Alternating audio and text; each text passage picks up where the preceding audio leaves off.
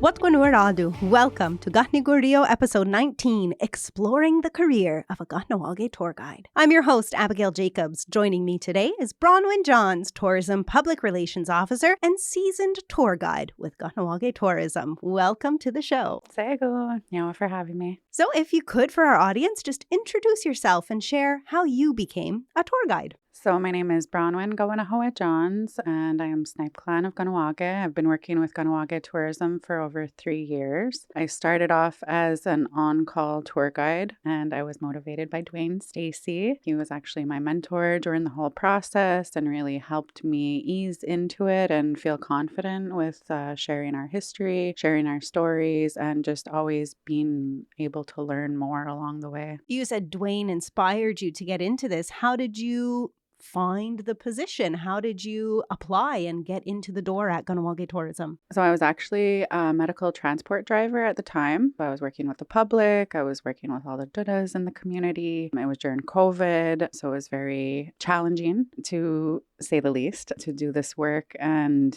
I saw the posting online and I said, well, I think I'm going to take a chance. Cool. And I reached out, I got the interview, and I did the training with Dwayne, the orientation. I was a bit reluctant at first when we started to do the church aspect. I wasn't sure if it was something that I would really be comfortable with promoting, but he really had a good way of pointing out that it was part of our history and it's something that we have to be able to give that education on, to really be able to give the full story of our history with the colonizers and how we ended up where we are in current day Kahnawake. Do you remember your first tour? How did it go? Well, I remember the tour training that I went on with Dwayne, and I was just like the little small fry in the back watching him do his thing and seeing all his little ways of handling questions that people had and really keeping on time, because that's a huge thing. It really helped me a lot to be able to tag along on those tours. And then when I had my first tour, it was actually with a school group.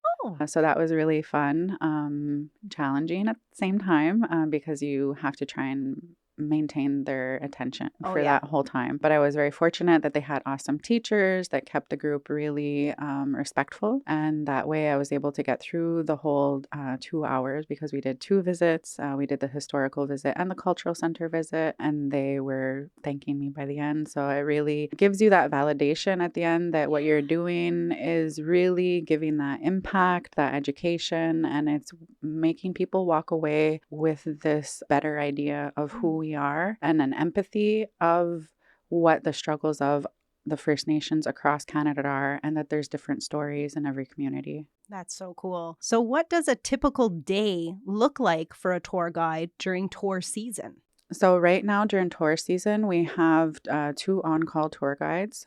So they are in office every morning and afternoon, either to do tours of the village, tours of the church, tours of the cultural center. So those are all decided and adjusted at the beginning of the season, that there will be specific days that each will be offered. Okay. Basically, they'll start either at 10 in the morning, the tours, or at 1 in the afternoon. But these tour guides are in the office at the same time or at the cultural center, sitting there and able to answer questions of people that are walking in also while they're waiting for their tours to start. Okay. That's basically how the day will start, and then they'll lead their tour. A lot of the times the tour will finish and there'll be half an hour of questions afterwards. Good. Yeah. So you have to be ready to extend your time a little bit and to really cater to filling those spaces that these people have come here and they enjoy the tour, but they also have a list of things that they are curious about and want to have somebody from a Native community answer these questions for them. A lot of times after the tours will finish, we'll whip out our map and then we'll be able to recommend them to go and get a coffee at Dama's, try our traditional strawberry juice, go shopping at the boutiques that are located in the village area, go and grab lunch at the brewery, at 207, at different restaurants in the community that we're able to send them that are specific to what they're looking for. Okay. Yeah. So we hope hope to see more in the community, bringing more traditional meals as a meal option also, because that is something that a lot of people come here and want to try our traditional food. And we're like, well, we cook it at home. Yeah. Yeah. So that's something we'll hope to see in the future. It's not a Sunday yet. Yeah, exactly. Mind you, 207 does have the cornbread and steak on their menu all week long. So that's why it is a fan favorite, that when they're looking for that traditional meal, we can send them that way. Cool. What's something that people would be surprised to learn about the job? The amount of hugs you get asked to give at the end of it.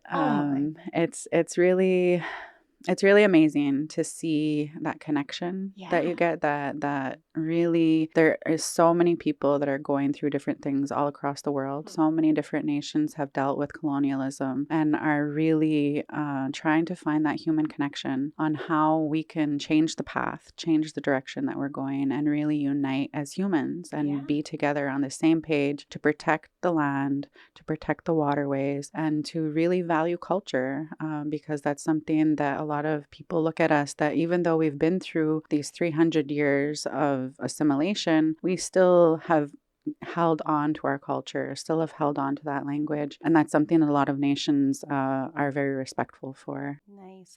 I like that accessing the good energy and that connection, because so many times now in such a world of social media and all of that, it's easy to connect with people who might have a negative outlook. Yes. And you get surrounded by that. But in this kind of instance, these are people who are coming to visit and to learn and who want to engage. And they want to make change. Yeah. And that's one thing that they'll ask at the end of the visit, what can we do? So it's like that action moment where you're like, okay, truth and reconciliation is a big word, but this is the action that's going to bring about that change, that's going to bring about better relationships, that's going to bring about better decision making, because we can't be in all of these spaces. Yeah. But if we have these allies that are representing and that understand our perspective, they're able to voice our opinions for us also. So it's really awesome. So how do you prepare before leading a tour and knowing that your group is coming in, you're getting ready to lead a tour? What do you do to prepare?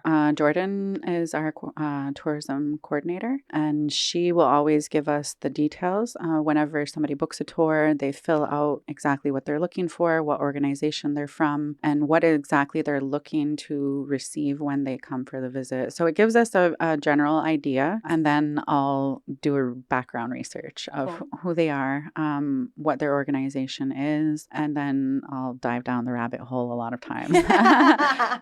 For instance, I had the Jesuits that came a few years ago. Okay. So I found it was very daunting because we go to the Jesuit archives to learn a lot of things about our own people. So I was like, well, you guys have all the answers. What are you coming to learn from us? But it wasn't, these are just regular people that are working in the archives, but they don't necessarily read everything that's in there. So they had so many questions, and it was really awesome for them to see the language that was saved through the archives for the One Dot Nation. So to see that there was negative things, but at the same time, we have to see that silver lining that we have these archives now and we're able to use a lot of them to help the One Dots get their language back. Yeah. So there's so many different aspects to it, but it's really important to really do the research to know who you're working with, because then you can really focus in those specific questions that they're looking for. For example,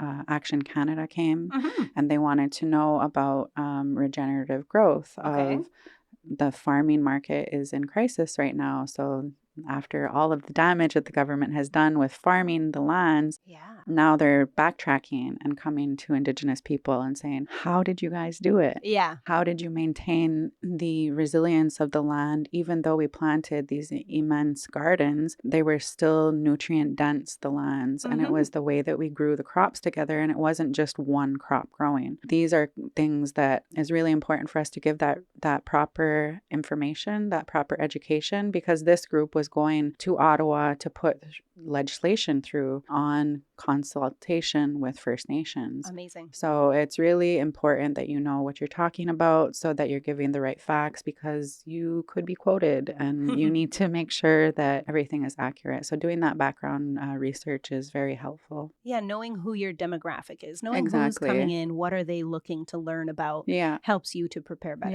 Yeah. And just make sure that you're giving them the most that they can leave with. Yeah. So definitely a little bit of research and preparation is a good skill to have. What else would you say is a good skill for a tour guide? Having a good memory. You're going to be doing a lot of reading. And it's more generalized of dates. You're not going to have to remember a specific is September 22nd, 1975. No, it's more general. The dates, you would more talk about the year, but you are going to be learning a lot of different facts. We have 300 years of history of colonization, of different relationships with the French, of different relationships with the British, of the relationships with Canada and the US. So there is quite a lot of things to learn on that side. And then all of the cultural things also, to make sure that you have that all down and know the history of our own dealings in the community, our own political affairs, our own growth that we had towards that return to traditional government, towards that return to longhouse practices. So it's something that you're always learning. And it's amazing because you're always meeting these awesome people that you just pick up new things from. And there's so many awesome people like Dwayne or Tommy Deere or Harley Delarone that are around that you're able to ask these questions from. And then you dive down another rabbit hole. So it's a fun time. So would you say that, do you think that the research part of the job is the most maybe challenging aspect, or is there something else that you would say is the most challenging part of being a tour guide? I find trying to recruit people is more just to try and get people to be confident with themselves. A lot of times you can see the shine in somebody and see the talent in somebody, but they might not necessarily see it in themselves. So it's really to encourage people to just make the people realize that you have that ability to share stories, because we are oral people. Yep. So, and we like to talk and we like to tell jokes. So it's something that I believe our people have in us, and we just have to really support people to be able to realize that they have a voice and that we have a lot to share. And what's really nice too is like, give it a shot, you know, Exactly. because the training, like you said, you took the chance, you said something new I want to try, and you got the training. Yeah, it's exactly it. You take the chance, you go a little bit out of your comfort zone. Yeah. But what's really nice is that everything you're doing every day is something new and fresh to the people that are coming here. You don't have to be so hard on yourself, and you just have to really get comfy with it. You take the time. It'll take a couple of weeks, but then once you get your flow, then you know what you're doing, and you're constantly adding on to it. So It's just always building. So what's one of the most memorable or funny moments you've had on a tour? So this year, actually, because every year there's so many amazing tours, there's so many amazing moments. But this year, the most memorable was actually our grade 3s. So we had grade 3s from Gardionoha. They did 2-hour tours. So for grade 3s, it's a long time. It's a lot of information. One of the tours we did was the historical village tour, and we walked to the Quebec Bridge Monument along the river. And it was so cute because the little girls brought their cameras. Oh. And they were so close. I kept having to push them back a little bit. But they had so many good questions, and they were so knowledgeable about the building construction and different things. And I was really, really pleasantly surprised. And then the next week later, we went and did the cultural center visit, and 2 hours in the cultural center. Like I said, it's a long time. It's a lot of information to take in. And they were so into it. And the staff from KOR was so impressed with how well behaved they were and how many questions they had. And they all got to go and meet Dodadano Guardi and get their T-shirts signed, and it was a real good day. And that's so cool because you figure, you know, like, I mean, these are children from our own community, and you figure, oh, well, they're not going to be interested. It's their own town, but they're still so eager and so interested. You never know what you don't know until you know. And that's one thing that starting working at tourism, I learned so much. So much. Like I grew up with my grandmother. I grew up with my uncles around. I always heard stories. I knew a lot of things that happened in the community, but starting to work at tourism, meeting all these different knowledge keepers, I've just learned so much more. And that's what the teachers commented after the tour group last year, was that they learned so much. Yeah. And they're teachers. And I look up and learn so much from the teachers in our community. So it was really nice to know that we can each add a little bit to something to contribute to everybody in the community. That's so cool. No, the sharing of knowledge, that transfer.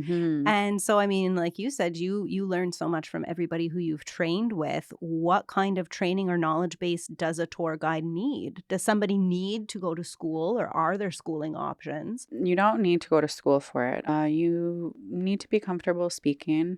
There is schooling options for it at HEC Montreal. Oh, cool. Unfortunately, they were only available in French. Okay. But that is something that we are working on. Nice. And then there is programs that they offer at the same place with the First Nations Education Executive Committee. And they offer different workshops to help you with public speaking, to help you just identify things that you can focus on and streamline your talents into. So these are different options that are available around us. And we also do training ourselves for tourism. So we offer a training in the springtime, and you get to work with Dwayne.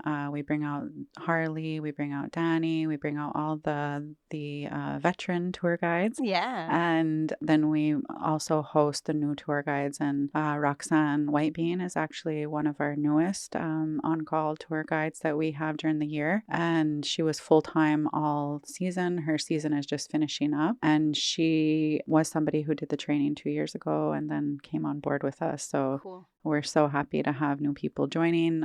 We actually had one youth that joined us from the Yunki Nardina program in the summer. So that was amazing also. And that was a very unexpected one. And so awesome to see that interest. Yeah, I like that you had a summer program for the Kahnawake Welcome Center with tourism, where you're putting that spark in with the kids of cultural knowledge and storytelling and the confidence. Yeah. And we're starting to see some of them go into the field. Exactly. And it was really nice to see that pride.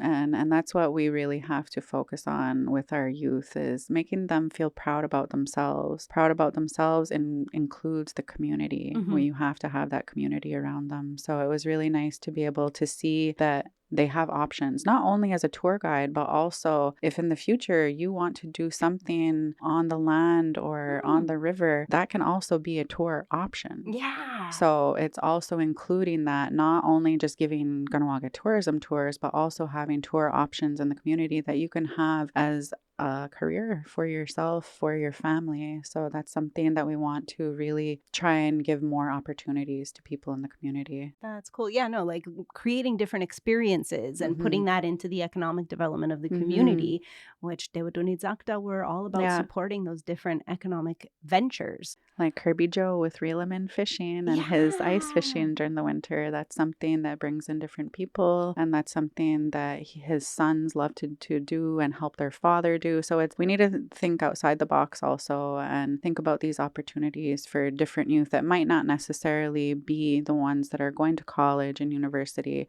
but it's something that they really enjoy and they really love, and the public wants to share with that also and have that knowledge. So why not? And you mentioned tour seasons and like that, like you said, Reelaman Fishing does ice fishing, or a tour guide heavy season might be different experiences. So can we talk a little bit about what kind of different seasons do you see as being a tour guide? High season, low season, and activities. So our season starts off in April. So April is the first month, and that is Cultural Awareness Month. So we offer a free tour every Wednesday in the community, usually at the Cultural Center. And then our season starts full swing. So May, June, July, August, up until September is our busiest months. It starts to die down October October a bit, and we're steady until December. December, we close down our tour options until we start back up in April. Because it's just too cold, eh? Funny story, though. My first year, we didn't close down. Oh. And we did still get quite a lot of requests, Yeah. which was fine. We would go to the cultural center and we would go in the interpretive center next to the church. But we would get the random people that wanted to do the outside tours in snowstorms. Oh my God. So I did a few. I have a very warm red sack jacket and I had my good Manitoba mucklucks. Yeah. So I was okay. They were not. Oh, no. So we had to unfortunately discourage quite a few people who were like, no, we want to do this. And we're like, we've seen that people don't come prepared with the proper boots. They don't come prepared with the proper jackets, and their hoods are just getting tighter and tighter on their faces. So, and for safety reasons, also for the street cleaning, sometimes it's just not efficient. We had hoped maybe to have snowshoeing as a tour option, but then our winters keep fluctuating. Yeah. So 2 years ago, we had no snow. Last year, we had all the snow. So it's just always adapting to the different things that are presented. Mm-hmm. But the winter tours are definitely more challenging. But that's something that is going to change in the landscape because of the new building. Yeah. That's so exciting. And so now when you talk about, the heavy season throughout the summer and getting lots of bookings, and what are our different audiences that are focusing at that time? Are we getting more non-local visitors? Are we still working with a lot of schools and getting the free tours that are on Wednesdays, have a lot of Kahnawake Ronu? What's kind of the ratios that we're seeing? So the free tours that we offer throughout the month of April, usually we have a mix. We'll have different people that are working in organizations in the community that will come to do that as their first time, as new employees in the community. Nice. And we'll get a lot of people actually from outside of the community that are working for different tourism organizations that are curious and feel that this would be ideal for them. So we get really a big mix. As far as community members, I would say it's more the people that are just very curious. Yeah. I try to tempt people as much as possible,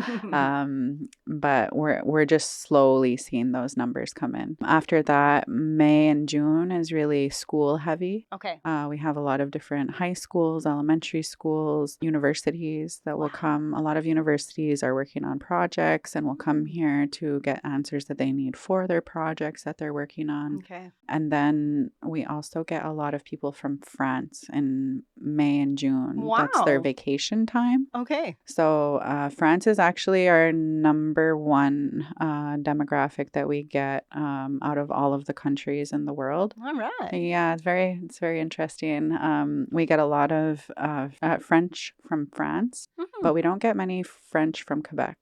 So that's one thing that we've noticed in our statistics. So it's something that we need to work on to really give that education to the people that are around us, because it's just as important as people that are coming from other countries. Yep, definitely. So like you're saying, making that connection, giving the education, looking how to crack the people who are around us to make that connection. What kind of responsibility do you feel as someone representing the community to visitors? And you're not just being a tour guide for yourself as the public relations officer, you're also out at events and promoting Kahnawake.